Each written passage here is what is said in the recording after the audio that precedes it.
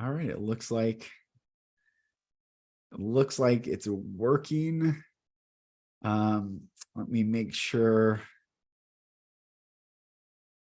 on YouTube. And I think we're live. good. Yeah, I think we're live. This Yeah. is great. Yes, we are live Yes. and we are good. So happy Sunday and happy new time to go live, Gordana. It's good to see you. Good to see you too. Happy Sunday, Lucas, and happy Sunday to everyone tuning in on this live Sunday live on a Yes. different time. Yes. Actually, oh, it says private. So let me see what's going on here. Can people see us? Let's see. Let me see. Private. I think we're live. Can you see us? Okay, good. Well, then we should. I don't know. I can see that we're live. It says live, so it's probably live. I hope that we're not private. That's great. Oh yeah, so we are live. Okay, good. All right. Good. So I'm excited about our topic today because we're talking about choice, which is one of our main topics. Yeah, Yes, exactly. yes. To talk about. Yeah, absolutely. We're actually going to talk about what we tolerate, what we accept, what we allow into our reality, and how we deal with this, how we can become more conscious of what it is that we are allowing into our reality, to understand that we do have boundaries. And yes. I want us to dive into this. I don't know where it will take us, but it will probably take us to a better place than just tolerating your life. You have to create your life, not just tolerate anything that comes to you. So it's going to be a question of, understanding your own value, or the worthiness that is inherent in every single one of us, which means that we actually don't need to tolerate anything. It's a question of understanding the interaction between your inner world and the outer world, and how to stay conscious in that interaction or that relationship. So it's going to be really, really nice to talk about that, or dive deep into it. Yeah, dive deep. Yeah, I agree. I'm just sharing on Twitter so people, okay, good. Mm-hmm. Yeah, it's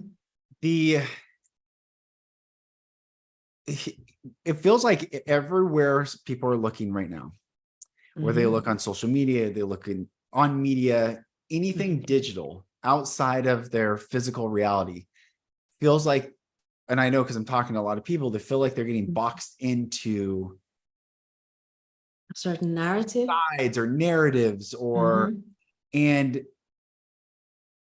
it's an illusion. That's the illusion. I was talking to my buddy last night. I had some friends over and we had this really deep discussion. He said everything is zeros and ones. They tell you that it's binary. He goes, I used to be an electrician, and the light switch doesn't say power on or power off. It says light on or no light. And it's all zeros and ones. And he said, but there's always a third option. And he says, when people don't see the third option, they fall into the fear of this duality. And I'm like, totally. There's always another option. Yes, there is. And the fear is almost like turning off the light, and you don't see the choices. Right. So if you're in constant fear, you will tolerate almost anything, or in constant pain. So both fear and pain will put you in a place where you tolerate things that you wouldn't tolerate if you were totally awake and in no fear and in no pain. You would be able to see everything. Right. So the fear and the pain, I usually say that fear and pain are signals that you're deviating from your alignment with your higher self. So if there is a signal and you feel like, okay, I'm going into fear, you have to give yourself this time to see, is there a real fear here? Well, in our society today that we have created with social media and the triggers coming from everywhere, it might look like you should be in total fear all the time. Yeah. And this diminishes your capacity to make a conscious choice in your reality. Right. Right. So instead of, choosing anything, you will tolerate a lot, because when you tolerate things, there's an illusion created where you think that there's peace. There's calmness within you because you've decided that, okay, I'll tolerate this for a while. Maybe it'll calm down and then I can make a conscious choice. But what if it's always created, a fear on the outside is always created? Then you will never have the time to stop and say, okay, I've tolerated this enough, and now I want to change something. That would be called a revolution. And who wants to do that? No one. Right. So it's like allowing small portions of fear to come in, and you tolerate more and tolerate more and tolerate more until you don't know who you are.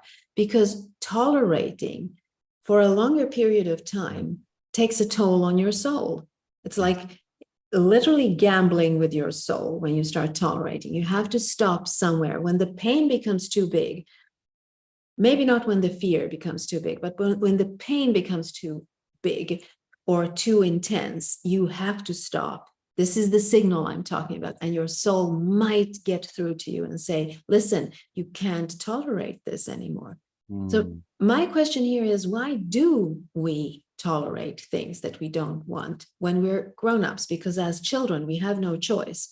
But when we're grown up, when we know that I don't need to tolerate this, is it habitual? What is it that makes us tolerate things that we actually don't want in our lives?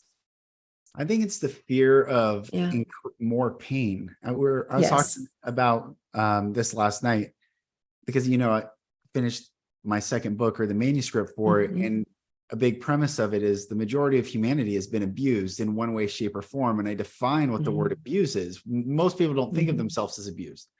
But the simple definition of abuse is when someone in power or authority asserts their power and authority and makes someone feel pain, fear, or smaller than oneself. So to some degree, everyone's experienced an abusive act or relationship. But as children, I think that's the primary way we control children, are controlled through fear, intimidation, threats, whatever ill behavior is imposed upon them.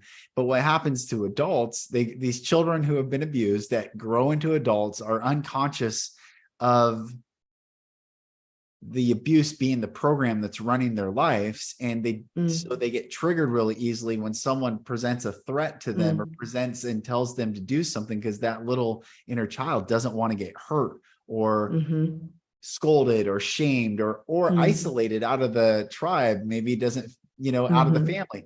So adults get into this modality. The majority, I think, of humanity is in this modality of just preserving themselves from future pain. When in reality, I think the truth of what we're saying is there is no pain when we're in alignment to ourselves. So when you're, like you're saying, when we go out of this way, for instance, I will use this analogy, and this might be a sensitive subject to people listening, but I had a hard time putting a mask on during the height of COVID. And I never did. And I was in an area where I was the only one ever where I went. And I had a lot of people come up to me and say every sort of thing to me. And I was talking to my friend, this Navy SEAL, about it. And he's like, why don't you just put it on? Even though he wasn't wearing one and no one bothered him because he's like 6'5" and looks like a, G.I. Joe. And I'm 6'3", but I look smaller compared to this guy. And I was like, it feels like I'm getting abused again, and I'm not going to do it. I'm never going to do something I don't want to do against my own will ever again. I'd rather die. That's what I told him. And he said, well, you realize that when you bring that energy to every encounter, which happened to be for me anytime I went out, and it was all the time, you're making them traumatize you again. And I was like, he said, you're making them the abuser to you again. And I was like, whoa, that's true. Every encounter I was like bracing for this childhood trauma getting recycled upon my adult self, and you're not going to do this. And I was bracing. But then I also realized I was traumatizing everyone else in a way, because maybe their trauma was, if they don't do the right thing, they're going to be hurt or ostracized from the group. So I was the anomaly to their trauma, and they were the anomaly to mine. And we just kept meeting each other. And when I saw that, it took every bit of judgment away. I just realized, okay, we're all processing our childhood trauma Yes. differently.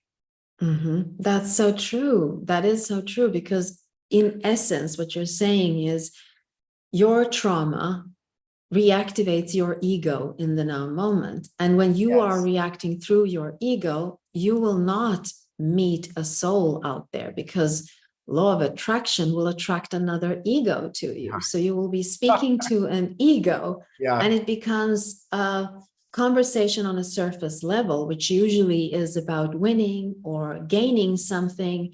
And that's not true human interaction. And that creates pain and fear even more. So it mirrors your trauma and it mirrors their trauma, and it becomes, you both of you start to tolerate, either you tolerate each other's behavior and move away from each other, because tolerating doesn't mean that you actually interact, because your ego is activated. So you tolerate each other's behavior, but you move away from each other. It creates a distance between you.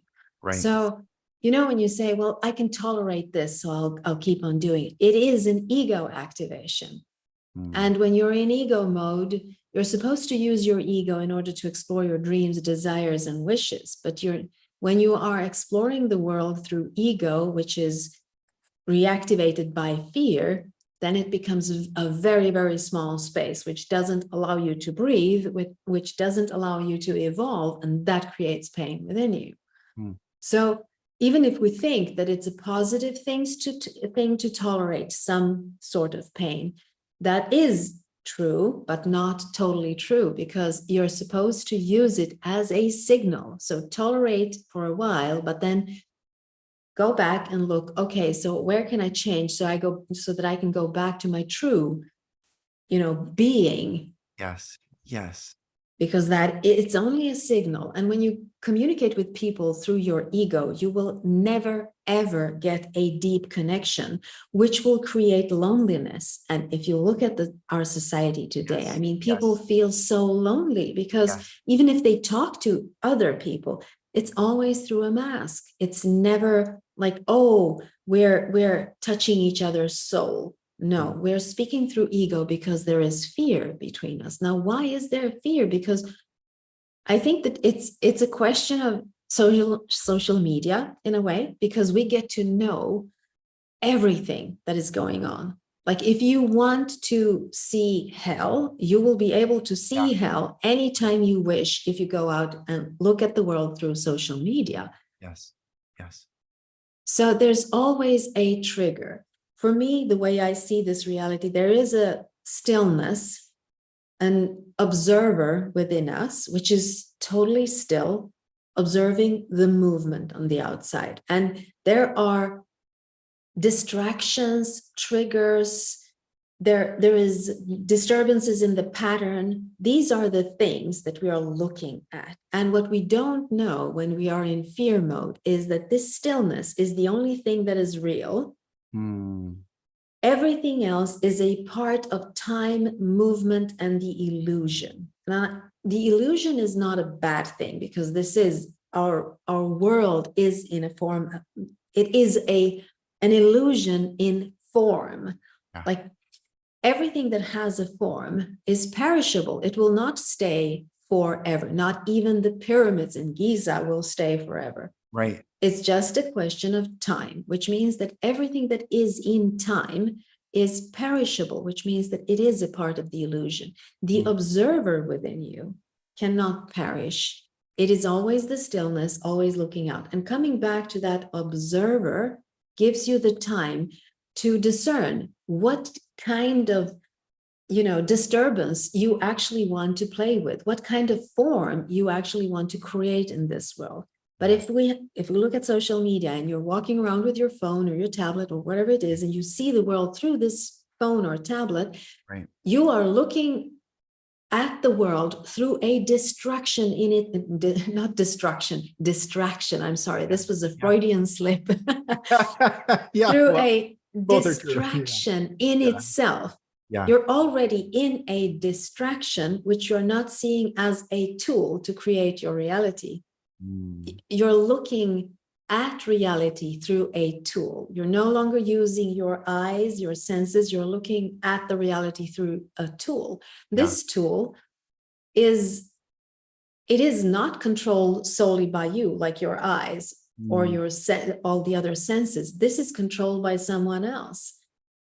So how do you know that this distraction is real? Yeah. And I'm not saying that things you see on internet are not real. Of course, many things are real, as many are not real. How do you know? Yeah. How do you know what you need to be afraid of really? And how do you know that it's just a way to manipulate you to be afraid and not be able to make good choices in your life? Right. Right. So, and there's another thing. I mean, if you are in constant fear, then how are you going to be able to see a compelling future in front of you? And if you can't see a compelling future in front of you, then you stay in a depressed form or in a form of anxiety, and that will perpetuate itself. Yeah. So releasing, like really release, why are you tolerating a reality which is not experienced on a first-hand basis, which is experienced through a device? Yeah, that's a great point. Because how many of us have tightly held beliefs that we're not first-person experiences of? We're told to believe certain things that have been passed down, and we hold them as true, either generationally passed down or passed through all these devices and edited and snipped and with filters and whatever. We don't know unless we're there ourselves experiencing it. Is it real? Is it true? And if it, even if it is real and true, how do we, when we step into our own power, how do we respond to that versus react? And if it's not real or true, we won't get triggered by it and allow it to take us somewhere we don't want to go. It reminds me of when people have unhealed traumas and pain and have yet to face all the triggers, all the things that, all their beliefs, all their traumas, all their past. It reminds me of these giant bulls in Spain, these massive, violent and powerful creatures, but they put a little ring in their nose because it doesn't matter how angry that bull is or how big that bull is, how strong that bull is. The minute they get a finger into that bull's nose, they can lead it wherever they want it to go, wherever. It doesn't matter if it's angry. It's so sensitive right there. Just putting a finger in there will take control. And that's how I look at unhealed traumas and early childhood wounds that have yet to be dealt with. It's like there's all these people that know how to put a finger in the hooks of everyone's nose, and it leads them down this path or that path. And it's our job to look and say that pain is not of our own doing, and we need to take that ring out. We need to detach from this energy that's pulling us into directions that we don't want to go. Yeah, it sounds like another analogy that I usually use when it comes to keep holding your own frequency and reaction and trigger. So if someone says something to you and you react to it, it's the same thing as being a fish, seeing a bait and taking the bait. Now, the fisher can pull you wherever he wants because you have taken the bait, which means that anytime you react to something, not respond is a different thing. React to something, you have taken the bait. Now, there is a moment of truth where you are given a choice where you can release it. You can say, no, that's not mine. And you just release it. And then you stay in your own frequency. But if you take the bait, you will be drawn down to the person casting the bait, to their frequency, which means that your frequency and the frequency is the tool that you're creating your own reality with. Your frequency will not be yours any longer. It will be the person fishing. So that you will create a reality which is based on a different frequency. Of course, you won't recognize yourself in that reality. And of course, you're going to look at, well, I need to tolerate this. I need to tolerate. You don't need to tolerate anything in your reality. It's a question of allowing, accepting, discerning, which is right, which is wrong. tolerate in itself it says it all. If I tell you, okay, I'll tolerate that behavior, that means that I do not understand. I do not see you. I do not allow you to be who you are. I do not understand you. I understand that there's a difference between us, and I will tolerate something, but it's on my conditions if I tolerate it. Yeah. Yeah. If I'm a parent. So I don't know if the word tolerate is actually a positive word. For me, it isn't. It does seem negative. Yeah, it seems negative. Right. Because it's a question of accepting. Like, if you would tell a child, well, I tolerate your behavior because whatever, because I love you. Right. That's not love. Right. You either try to tell the child that this is not good behavior, let's see if we can change this, or you accept that your child is doing this and that is a part of the child's identity. So you leave it at that. There is a forgiveness or a letting go or release in allowing. Tolerating is something totally different. There is a hierarchy in this. If I tolerate you, then I'm higher than you. Yeah. There is an imbalance in this. Right. So, but when we come to talking about why we tolerate so much pain in our reality is because we adapt that pattern when we're children, and then we flip it as grown-ups. So we tolerate, we think that it's noble to tolerate things. We think that it is noble to be able to withstand pain because that's what we saw in our parents. Right. It isn't noble. You have to ask yourself, what is it that creates so much pain in me? And why is this doing that to me? I can't stop talking about knowing who you are, which might seem like a big thing. But to me, when you really know who you are, you understand the stillness within you. You understand that stillness is home. Everything else is in the movement. It is something that I am creating. So when you are not happy with whatever it is that is happening out there, your go-to place should be stillness, not fear, not reaction. It should be stillness, discerning, and then choosing. And it can take 100th of a second. It's a very, very small thing to do, to understand, okay, I am the stillness. Nothing is true or false. I can discern. Right. We don't have the time when we're children to do this because our parents instill fear in us unknowingly because their parents did the same thing. So we don't have this time where we can autocorrect ourselves. We go into fear. Fear becomes habitual in this. And this is why we lose the connection with the stillness, where the pause and the peace and the power is. Pause, peace, and power. The three P's are in the stillness. Yeah. So, and I'm not talking about meditation. I'm not talking about, withdrawing from everything, going inwards. It's a question of reminding yourself that I am the stillness, looking at this, and no one has power over me in this stillness because no one can make a choice for me. I make the choices. Right. You think, it seems to me, my observation is that it's getting worse, that more people are accepting this narrative of tolerating pain, or maybe it's not a narrative, but it's definitely the social norm to just continue to accept pain and then numb it out with pharmaceuticals or other addictions. And the addictions are just ways to numb out the pain in the first place. I can't tell they you pull you. Men that I help heal from like pornography addiction and all these other alcohol addiction, and golfing is a big one, kind of a joke, but addiction to get out because they're just trying to numb some unhealed pain in themselves. And then people are judged for their addictions, or they feel shame for their addiction. So they hide all these addictions. So we have this compounded interest of people so far from the stillness, so far from their truth. But it just takes maybe this live, it just takes someone to remind someone else of their true self, their pure self. For instance, I don't know how many, parents there are, or mothers and fathers in the world there are, but I know that the majority of adults, if they saw an innocent child and someone doing to an innocent child what we allow others to do to ourselves, we would stop it immediately.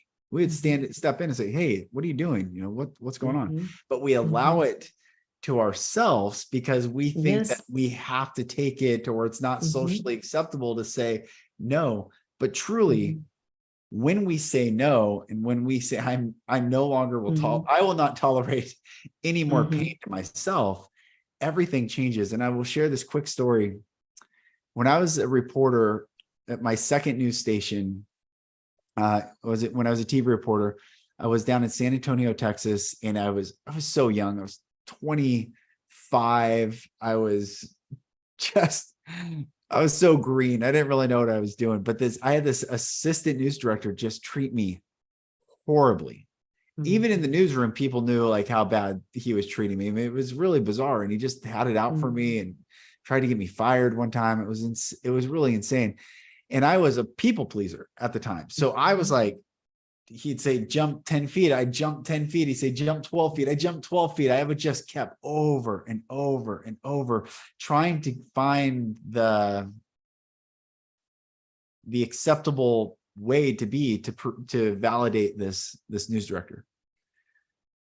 Until one day I snapped and I was so angry, and I went into the main news director's office and I was like, never treat me like this again. I was like, no one can do the job. I mean, I let him have it. And I'll tell you what, they treated me like gold after that. They treated me like the way I should have been treated always. I mean, it was crazy. I was really good at my job. It's just this one guy.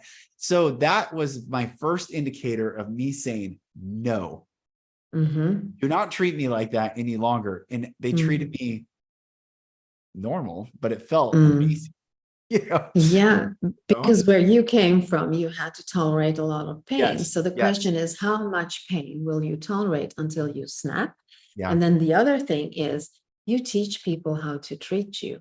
True. That's the truest thing. You teach people how to treat you. And even if you think that you're all together and you know exactly what you're saying, your language, the way you use your words will show what you think of yourself. And these are subtle things. People find the frequency in it, and then that's the portal where they can come in and, treat you the way they want to treat you. So in a sense, you do get what you tolerate. The question is, how much pain do you tolerate? And then you teach people how to treat you. There is a choice in this.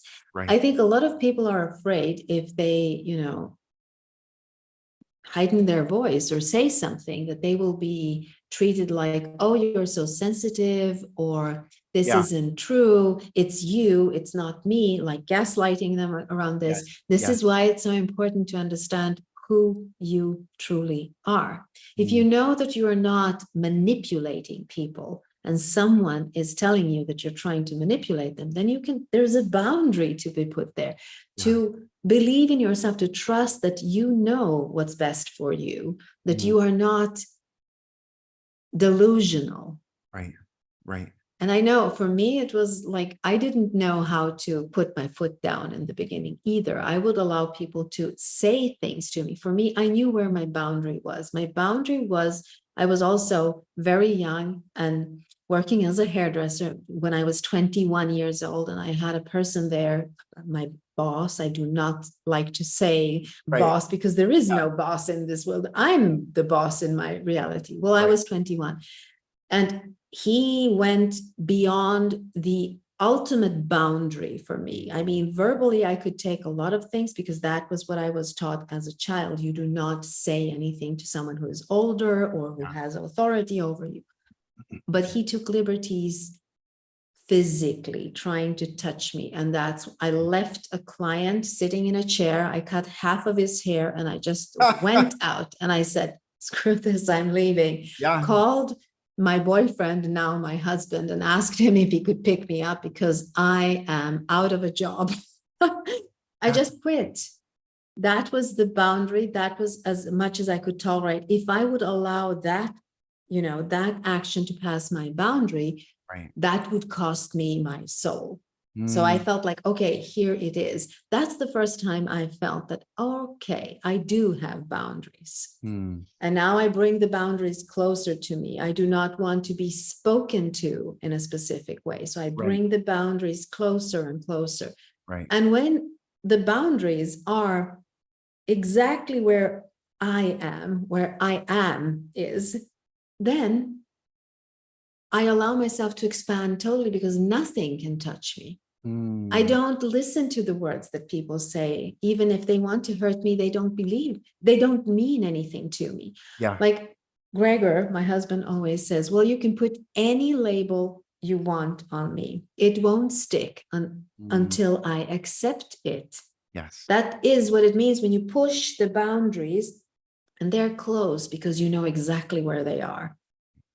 You can allow yourself to relax in this, because it doesn't matter what people say on the outside. What matters is what you accept, what you tolerate. That's the relationship to this. Why would you tolerate something like, you don't even need to respond to certain things because you know that this isn't true. Like if I would tell you what a horrible green shirt you have, you would say, this woman is colorblind because it's white and it wouldn't touch you. Right. Because there is no truth in it. So if you know that you're a kind soul and you're not out there to gaslight people, manipulate them, you are not a narcissist, you're a kind soul, then whatever others are telling you about you are their experience of this. It doesn't mean it doesn't need to touch you in any way, because you're the guardian of the boundaries. You just need to know where the boundaries are. I think that's it. I think some people have forgotten their boundaries, or they've never explored them. I think that's why what it feels like for me when I look around are so many people who have forgotten their boundaries. They really have. They've forgotten how to treat one another. They've forgotten how to treat themselves. Like, for instance, yesterday I took my kids out to breakfast, and these older, 3 older people, maybe in their late 70s, were about to walk through the door. One was holding the door for these other 2.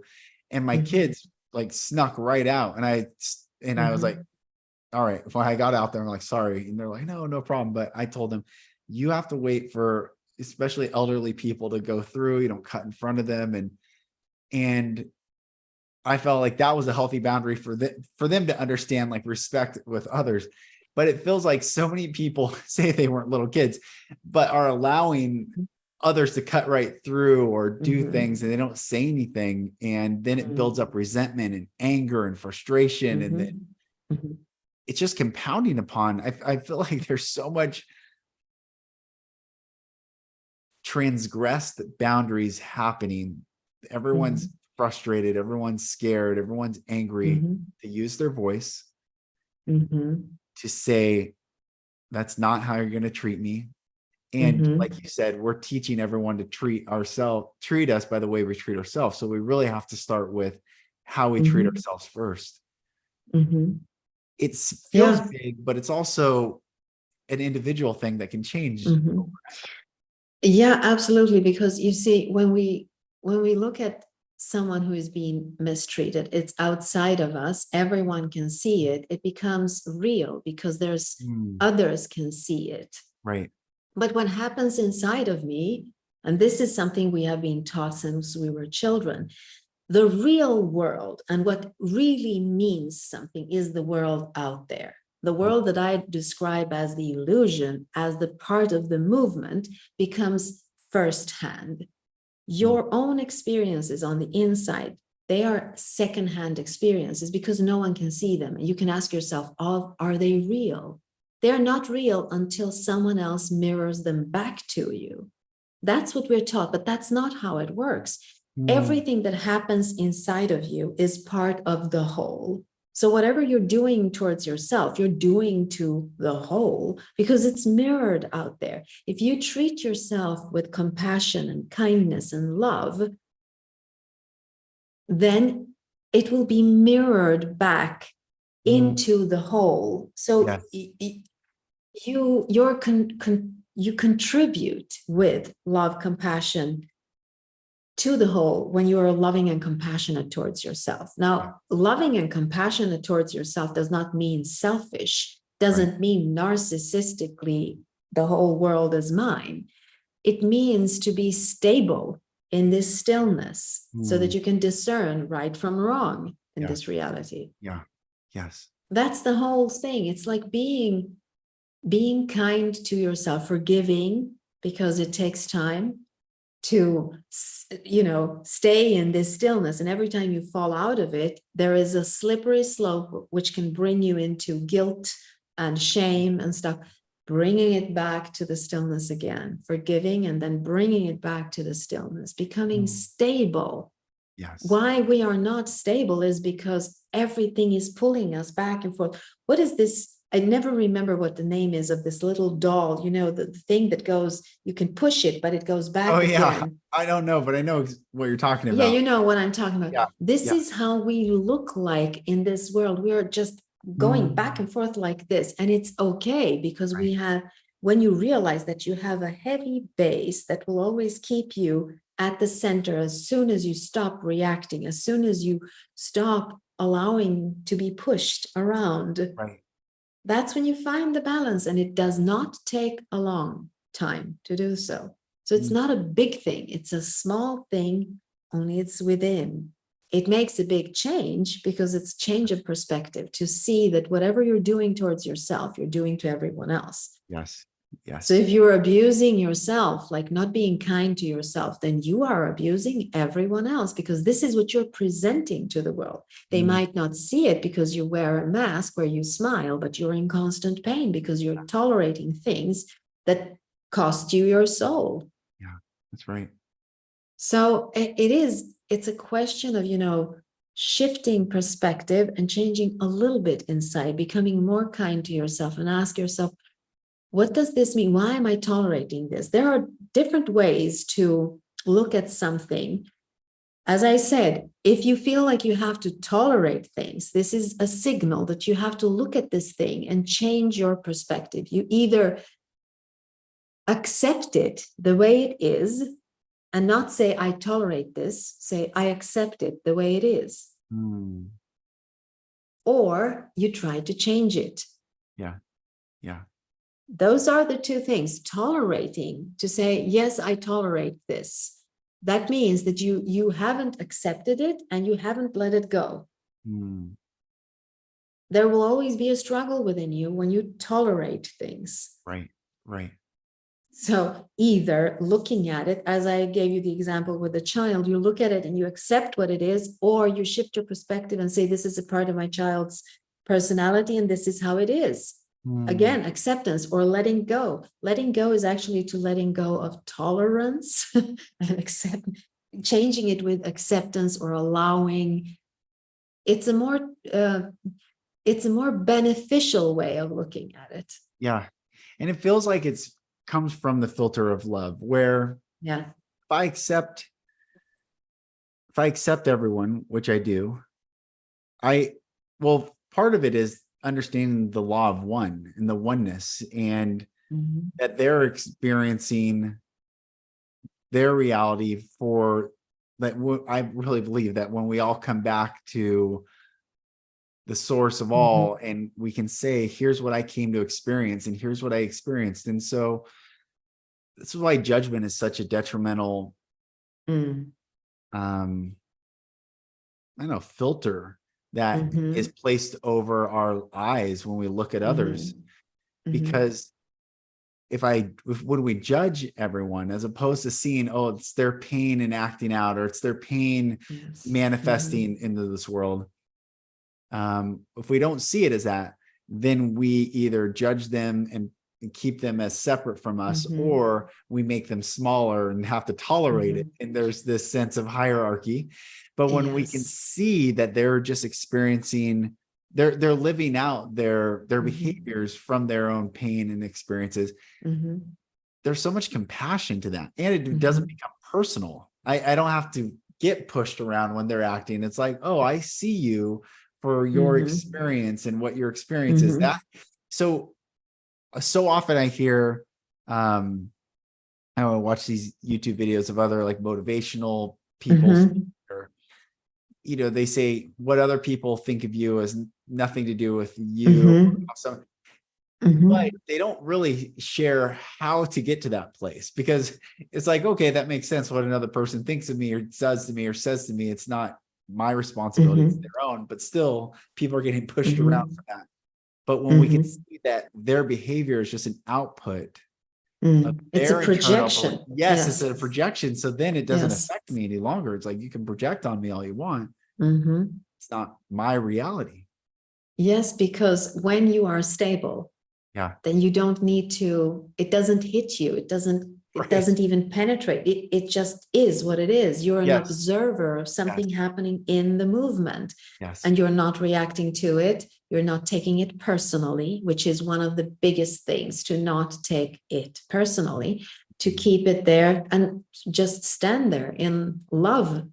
But, you know, standing there in love, it gets misinterpreted. What I mean is to understand it and not react to it, not become a part of it in that sense.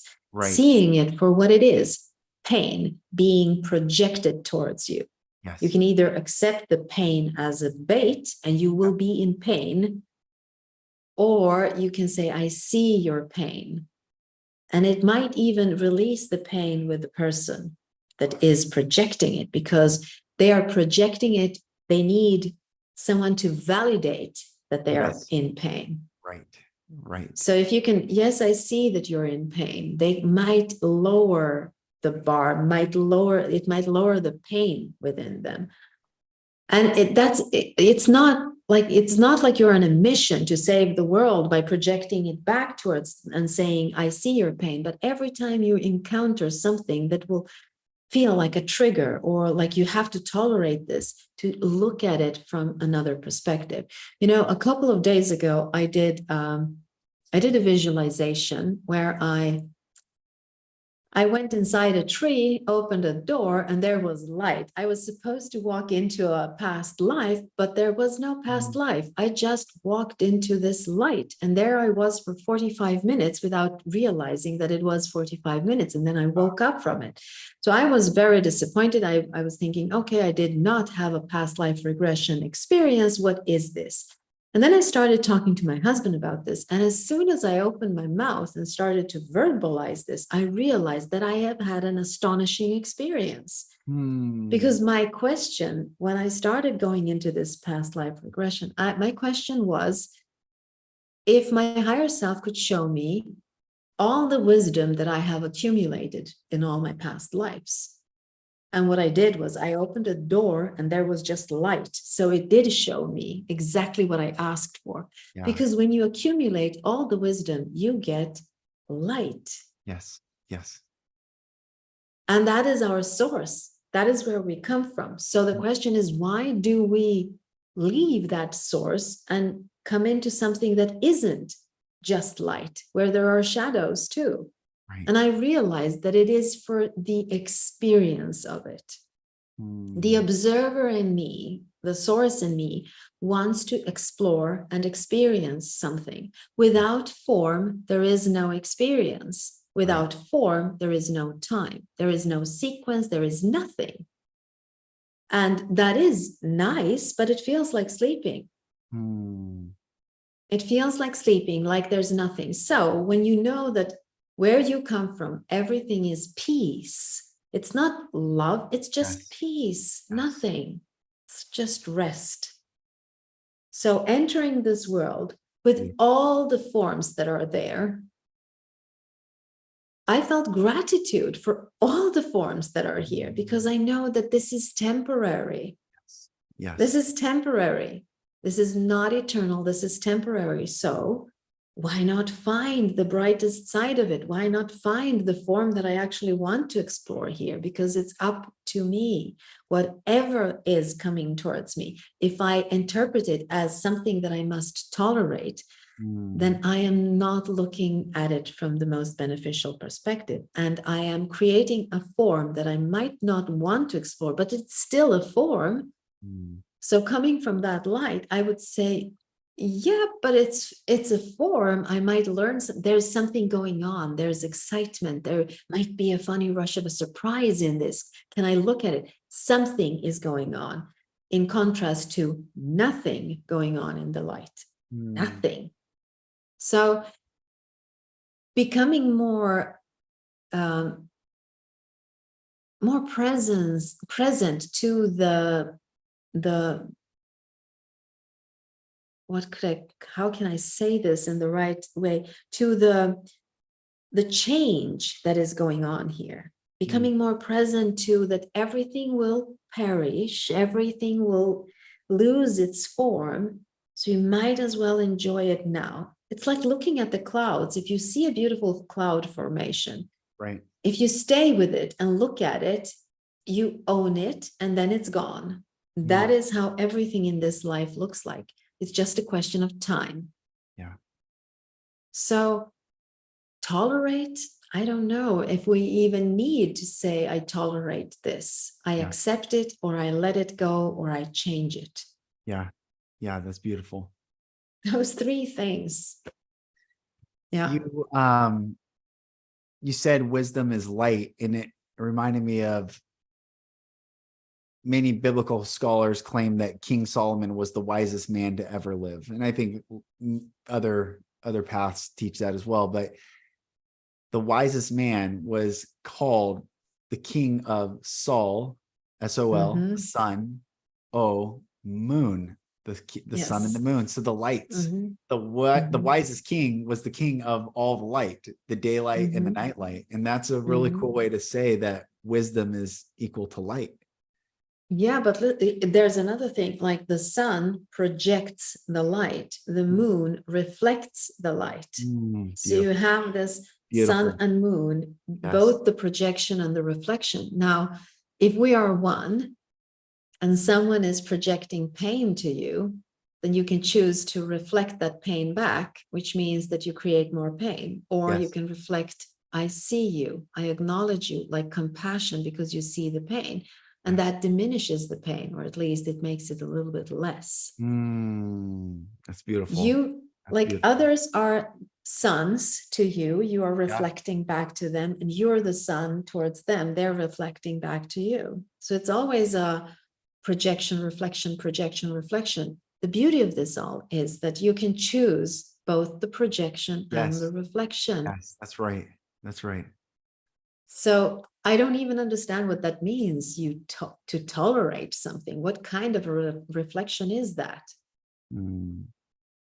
It's just to ask. Yeah, go ahead. Yeah. Well, I was just going to say, it's just an unconscious state of being where someone really is in a state of slavery and not full autonomy, not full sovereignty of their mind, their body, their soul, their spirit, their heart.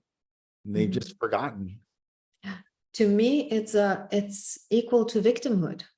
Yes. Even though you put yourself on higher horses when you say, I tolerate your behavior, but you also at the same time put yourself in victimhood, because why would you go against your free will? So it's a dualistic thing going on, both like I rule over you, but also I'm the victim of what you impose upon me. Right. So it's like real insanity in it. Yes. So tolerate, I don't even know what that is. I'm glad we did this talk, because I haven't thought about this as, tolerate being a word that is, it's not all positive. It's it's diminishing. Yeah. It's diminishing. So watching, not watching, listening to the words that we use. And why would I use I tolerate? I almost never use tolerate. I would say that I didn't tolerate pain when I gave birth to my son. Pain was there and I experienced it. Yeah. And nothing else. Like I wouldn't say I tolerated pain. It was there. If I say I tolerate it, then I'm a victim to it. And there is no victimhood in giving birth to a child. Right. There's power, but there's no victimhood in it. Right. So again, going back to this, what does this mean to tolerate something? It puts you in a bad position, regardless of if you feel like you're the ruler or the victim. It's still a bad position. Right. Right. It's good. Yeah. It's good. Yeah, This has been fun. And thank you. Suresh was on today. And Yay. Hi, Suresh. well, this has been beautiful. Thank you. Thank you. Me too. I enjoyed this immensely. We always have these beautiful conversations when we start. I love the conversation about the Solomon, Sol and Mon, because it kind of wraps things up. The reflection and the projection. It's all we're doing here. And to find yourself in the middle of there and thinking, okay, what am I projecting? What am I reflecting? That's right. Is it what I want to do? That's how you get to the center of your being. So, you know what, before we go, give me a number and I'll read the quote from my book, and just to see if it reflects our conversation today. It's just an experiment to see if it reflects. The number that came to mind right away is 47. 47. Let's see what that is. There it is. Okay. It's so beautiful. Listen to this. This is 47. Of course. Yeah.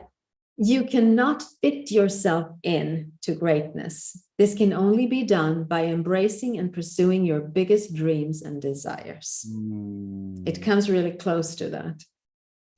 Yeah. And I'll read 48 too. When you do what you love, your best self finds a way to shine through in every thought you have and in every action you take. So we come back to love again. And I'll read 49 too, because it comes, and here, trying to fit in, you become one sentence in someone else's story. Standing out, you are your story. That's beautiful. It fit perfect. Yes. I want to see number 11, because that was in my head. It's always in my head, number 11. Let's see what it is. Let's see if it... Viewed from a higher perspective, you're always at the right time and at the right place to experience what you need right now. That's beautiful. That's connected to me. It's always like that. The other ones were actually connected to our conversation today. So it was beautiful. Well, it's what we needed. That's how we got one. Exactly. Lucas, thank you for today. And thank you everyone for watching. We love these Sunday lives.